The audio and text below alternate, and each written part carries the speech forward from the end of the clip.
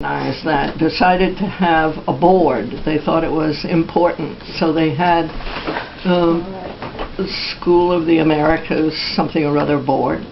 And I was sent home from the first meeting with the charge to get Senator Kerry to sign on to the bill to close the school. He'd not signed yet. And the feeling was that if he signed, then Dodd would sign, and all these people would fall into line. So I came home, and I started calling his office for an appointment.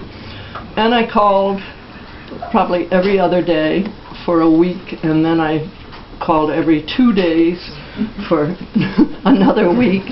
And it went on, and finally I sent registered letters with return receipt requested, asking for me. Nothing happened.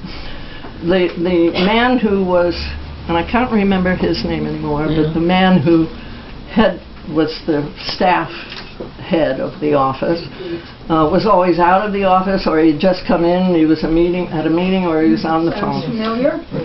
Very. So one morning, I just went to the phone and I called up and I said to this same twit who had I'd spoken every other time, I'm calling out of courtesy this morning, having received none. I'm calling out of courtesy to let you know that tomorrow 18 of us are going to be outside your office, and we're going to have bullhorns. I said, I'm alerting the police, and I'm calling the press and asking them to be there. And with that, our dog walked around the counter. Emily, our dog, walked around the counter, and I said, and we're bringing dogs. And she said, that's unprecedented. I said, well, it's not a bit unprecedented. The police always have dogs.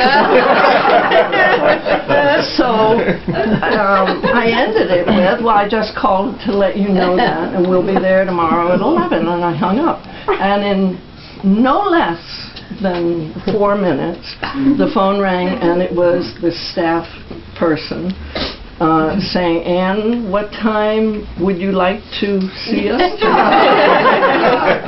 What time could you come into the office? And I said, well, as I told Twit. I didn't say that. We're going to be there at 11. And he said, well, why don't you come up and we'll meet in the conference room. So ever since that happened, Roy Bourgeois, whenever anything is heating up, he'll call, and I just hear this voice go, Ann, it's time for the dogs.